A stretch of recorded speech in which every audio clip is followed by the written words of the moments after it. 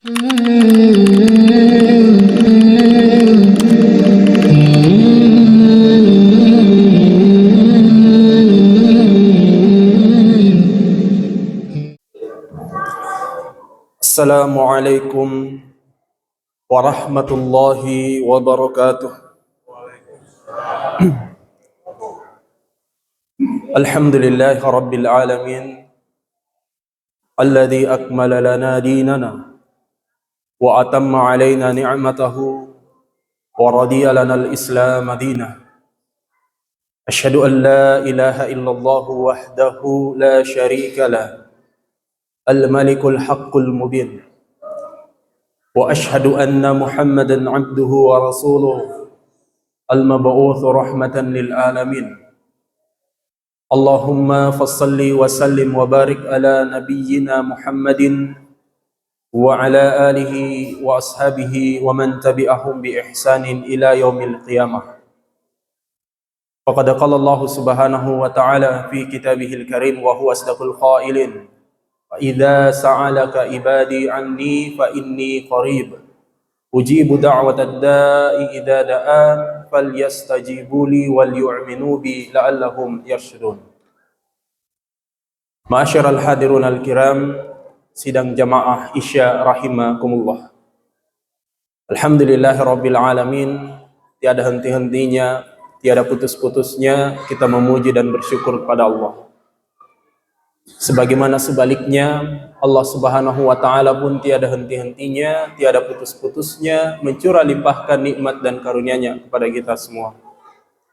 Alhamdulillah, malam hari ini kita kembali berkumpul melaksanakan salat Isya yang insyaallah kita lanjutkan dengan qiyam Ramadan, salat tarawih secara berjamaah. Kehadiran kita di masjid ini menjadi bukti di hadapan Allah Subhanahu wa taala dan penegasan pada diri kita semua hadirin yang berbahagia. Kita tidak menjadi bagian orang-orang yang pernah diwanti-wanti oleh Rasulullah sebagai orang yang tertipu. Di mana Rasulullah sallallahu alaihi wasallam pernah mengingatkan nikmatani mahmudun katsirun minan nas, as-sihha wal faragh. Dua jenis nikmat yang kebanyakan manusia lalai tertipu adalah as-sihhah, kesehatan, dan al-faragh, waktu luang. Banyak manusia hadirin yang berbahagia mengatakan ingin melakukan kebaikan, salat berjamaah di masjid, membaca Al-Quran, bersedekah, mengikuti taklim, manakala dia dalam keadaan sakit. Padahal ketika Allah masih memberinya kesehatan, kebanyakan lupa untuk melakukan kebaikan tadi. Demikian juga hadirin yang berbahagia, banyak yang berniat melakukan kebaikan-kebaikan. Sebagaimana yang saya sebutkan tadi, ketika dalam keadaan masyghul, dalam keadaan sibuk. Padahal tatkala Allah masih memberikan waktu luang, ia pun lupa untuk melakukan kebaikan itu. Sehingga kita bersyukur kehadiran kita di tempat ini mudah-mudahan membawa berkah untuk kita semua. Apalagi Rasulullah sallallahu alaihi wasallam mensabdakan, "Man qama ramadanan imanan wa ihtisaban, ghufira lahu ma taqaddama min dzambihi." Siapa yang menegakkan qiyam Ramadan, salat di waktu malam bulan Ramadan karena iman dan ihtisab, hanya mengharap balasan dari Allah, Allah ampuni dosanya yang telah lalu. Hadirin sekalian yang berbahagia, di kesempatan yang berbahagia namun singkat ini, sedikit kami akan berbicara sebuah ceramah yang mungkin kita berikan judul puasa dan kedekatan kepada Allah. Jadi hadirin sekalian yang berbahagia, lebih 10 hari pelaksanaan ibadah puasa yang telah kita lakukan ini, saya yakin kita semua merasakan perasaan yang sama, bahwa dalam setiap ritual ibadah puasa yang kita lakukan setiap tahunnya, rasa-rasanya banyak keajaiban, banyak keistimewaan. Rasa-rasanya banyak persoalan hidup yang sedikit terurai, banyak masalah-masalah yang tidak begitu berat. Kita berpuasa, kurang tidur, kurang makan, tapi tetap fit. Kita melakukan aktivitas yang padat, tapi rasa-rasanya kita masih tetap sehat.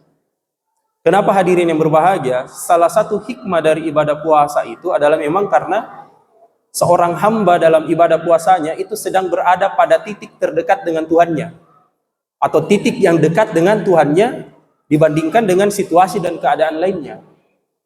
Bahkan kalau kita melihat membaca kisah orang-orang terdahulu, bahwa orang-orang yang soleh, orang-orang yang muhsin, orang-orang yang punya keistimewaan kedekatan dengan Allah adalah orang-orang yang juga punya kebiasaan berpuasa. Jadi ibadah puasa itu adalah ibadah yang mendekatkan diri kita dengan Allah Subhanahu wa taala. Dalam ayat Al-Quran syariat puasa, dalam surah Al-Baqarah ayat 183 sampai seterusnya, ada ayat yang sangat istimewa bagi saya, yakni dalam surat ayat 186. Ketika Allah Subhanahu wa taala berfirman sebagaimana yang saya sebutkan tadi, "Fa idza sa'alaka ibadi anni fa inni qarib." Ketika hambaku bertanya kepadamu tentang aku, katakan aku ini dekat. Sesungguhnya aku ini dekat. Ada manusia yang Allah Subhanahu wa taala akui sebagai ibadi, hambaku. Kata ini sudah sangat istimewa. Allah menyebutkan manusia itu sebagai hambaku. Kalau kita mengatakan ayahku, ibuku, saudaraku, itu kan menunjukkan keintiman, kedekatan. Bahwa orang-orang yang kita sebutkan tadi adalah orang-orang yang kita dekat dengannya. Nah, bayangkan ketika Allah Subhanahu wa taala mengumumkan bahwa di antara hambanya itu ada yang diakui secara langsung oleh Allah Subhanahu wa taala dengan sebutan hambaku. Artinya dia punya kedekatan dengan Allah Subhanahu wa taala. Lalu apa istimewanya hadirin yang berbahagia ketika seorang hamba dekat dengan Allah? Seorang anak dekat dengan ayahnya, orang tuanya sayang kepada anak ini. Ketika anaknya punya permintaan, keinginan disampaikan kepada orang tuanya, karena sayangnya orang tua pasti akan mengabulkan keinginan anaknya karena sayang kepada anaknya. Masyarakat dekat dengan pemerintahnya. Masyarakat ini punya hajat, kebutuhan, disampaikan kepada pemerintahnya karena sayangnya. Karena kasih sayang pemerintah kepada masyarakatnya, dia akan berupaya mewujudkan permintaan dan hajat masyarakatnya. Ini ayah pemerintah yang punya kekuasaan terbatas. Bayangkan hadirin yang berbahagia ketika seorang hamba dekat dengan Allah. Allah yang maha kaya, maha kuasa, maha perkasa, maha memiliki segala-galanya. Ketika seorang hamba minta kepada Allah Subhanahu wa taala, kira-kira halangan apa yang Allah akan menghalangi Allah memberikan permintaan hambanya? Makanya Allah mengatakan, "Ujibu da'watad da'i idza da'an." Aku kabulkan, aku perkenankan permohonan hamba-hamba itu ketika mereka meminta kepada aku. Lalu siapa ibadi ini hadirin yang berbahagia? Ulama kita, mufassirin kita sepakat dalam banyak tafsir menyebutkan ibadi di situ adalah as-shaimun, adalah orang-orang yang berpuasa. Munasabah ayatnya 183 sampai 186 ini bercerita tentang ibadah puasa. Maka orang yang diakui oleh Allah Subhanahu wa taala sebagai orang yang dekat dengannya adalah mereka yang sedang berpuasa. Jadi hadirin yang berbahagia, kita bersyukur pada Allah Subhanahu wa taala. Allah syariatkan ibadah puasa kepada umat Islam dan kita menjadi bagian daripada umat Islam, dan kemudian kita mendapati ritual ibadah puasa tahun ini yang mudah-mudahan itu menjadikan kita semakin dekat dengan Allah Subhanahu wa taala. Ada anak bertanya kepada orang tuanya, "Pak, katanya Allah itu maha besar. Kalau Allah itu besar, bagaimana besarnya Allah?" Kalau kita ditanya sama anak, Bapak Ibu hadirin yang berbahagia, apa yang kita jawab? Bagaimana besarnya Allah? Karena ayah ini adalah ayah yang bijaksana, dia tidak menjawab dengan argumentasi yang berat. Dia cukup melihat ke langit, ternyata ada pesawat, lalu dia tanya kepada anaknya, "Anakku, lihat benda di atas?" "Lihat ayah." "Bagaimana besarnya?" "Kecil je ayah." Lalu ayah ini membawa anaknya ke bandara. "Sekarang anakku, lihat benda ini." "Bagaimana besarnya?" "Besar ayah. Besar sekali, bisa ratusan orang naik di benda ini." Maka ayahnya berkata, "Tahu tidak anakku, benda yang pertama kamu lihat tadi dan kamu tak katakan itu kecil, dan benda yang saat ini kamu katakan besar, itu sebenarnya benda yang sama. Benda yang sama. Seperti itu juga Tuhan anakku, sebegitu itu juga Allah anakku. Besar kecilnya Allah dalam hidupmu tergantung bagaimana jarakmu dengannya. Semakin jauh engkau dari Allah, maka kebesarannya akan mungkin terasa kecil dalam hidupmu. Tetapi semakin dekat engkau dengan Allah Subhanahu wa taala, maka kebesarannya akan terasa sangat berarti dalam hidupmu. Makanya mungkin banyak hal-hal yang mukjizat kita rasakan, bukan mukjizat apa namanya ya? Suatu hal yang istimewa yang kita rasakan dalam ritual ibadah puasa kita. Kenapa? Karena kita sedang berlatih dengan ritual ibadah puasa yang kita lakukan ini untuk semakin dekat dengan Allah.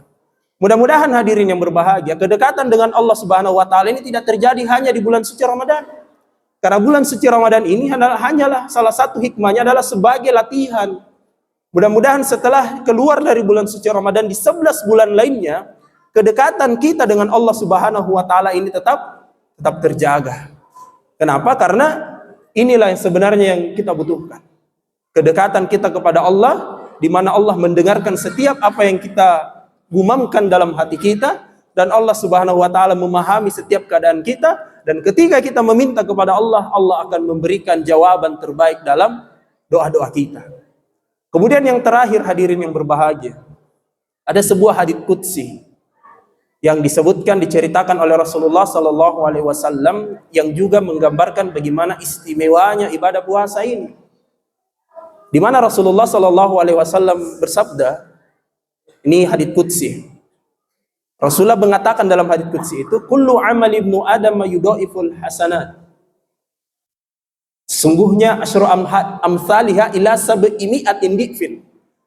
Kata Rasulullah, sesungguhnya Allah itu akan memberikan balasan, ganjaran pahala kepada setiap amalan anak Adam, anak cucu Adam, sampai 10 kali lipat, dari 10 kali lipat balasan ila sab'imi'ah, sampai 700 kebaikan. Jadi kalau kita lakukan satu kebaikan, ibadah, maka Allah akan memberikan 10 balasan dari setiap ibadah itu, atau bahkan sampai 700 kali lipat. Faqala azza wa jalla, lalu Allah berfirman dalam hadis qudsi yang diceritakan oleh Rasulullah ini, illa saumah, kecuali ibadah puasa, kecuali untuk puasa. Kata Allah, fa innahu li wa ana ajzi bihi. Sesungguhnya puasa itu untukku dan aku sendiri yang akan membalasnya. Kalau yang tadi hadirin yang berbahagia ada takarannya 10 sampai 700, untuk puasa Allah bilang saya sendiri yang akan balas. Gambarannya begini hadirin yang berbahagia. Misalnya ada sebuah perusahaan. Di perusahaan itu ada satu karyawan yang berkinerja dengan baik. Lalu si pemilik perusahaan senang dengan karyawan ini. Karena mungkin karyawan ini kinerjanya bagus, perusahaan untung besar. Pemilik perusahaan sampaikan kepada bagian keuangan, bendahara perusahaan, dia bilang, bulan ini kamu gaji semua karyawan sesuai dengan hak mereka, ketentuan yang kita sepakat gaji mereka. Kecuali si A. Si A ini tidak usah kamu kasih gajinya, nanti saya sendiri akan kasih bulan ini. Hadirin yang berbahagia, pertanyaan kita, ketika si A ini mendapat gaji dari yang punya perusahaan langsung, apakah gajinya akan lebih sedikit? Sama saja atau jauh lebih besar dari karyawan yang lain? Tentu logika sederhana kita akan mengatakan dia pasti akan mendapatkan jauh lebih besar, lebih banyak daripada karyawan yang lainnya, karena langsung yang punya perusahaan yang memberikan gajinya. Demikian juga hadirin yang berbahagia bagi orang-orang yang berpuasa. Allahu yudhaifu liman yasha. Allah itu akan melipat gandakan kebaikan, pahala, ganjaran bagi orang-orang yang dikehendakinya, hamba-hamba yang dikehendakinya. Sehingga mudah-mudahan hadirin yang berbahagia, ibadah puasa yang kita lakukan ini, imanan wahtisaban, kita betul-betul yakini bahwa ini adalah ibadah yang kita laksanakan karena betul-betul Allah Subhanahu wa taala memerintahkannya, dan ihtisaban, kita hanya mengharap balasan dari Allah Subhanahu wa taala. Ketika Allah Subhanahu wa taala telah memberikan balasan, kita yakin dan percaya Allah tidak pernah menyia-nyiakan amalan hambanya. Bahkan Allah akan memberikan pahala terbaik dari setiap apa yang kita kerjakan. Kemudian yang kedua, karena kita sedang dekat dengan Allah, mari kita memperbanyak berdoa. Memperbanyak meminta kepada Allah untuk kebaikan dunia akhirat kita. Untuk suami kita, untuk istri dan anak-anak kita, untuk keluarga kita, untuk pemimpin kita, untuk siapapun yang kita sayangi. Karena hadirin yang berbahagia, doa-doa kebaikan itu dalam kehidupan kita menjadi perisai. Doa itu adalah ad-junnah, perisai bagi kehidupan kita.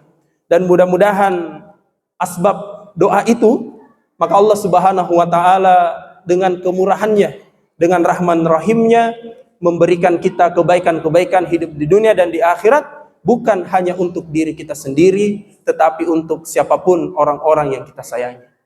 Demikian hadirin yang berbahagia, ceramah yang dapat kami sampaikan pada malam hari ini, mudah-mudahan membawa hikmah dan memberikan keteguhan bagi kita semua untuk semakin memperkuat ikhtiar ibadah puasa kita untuk mendekatkan diri kita kepada Allah. Bukan justru semakin Ramadan ini berkurang, intensitas ibadah kita juga semakin berkurang. Tapi kita mari berupaya untuk kita tingkatkan. Hadanallahu wa iyyakum ajma'in. Fastabiqul khairat. Wassalamualaikum warahmatullahi wabarakatuh.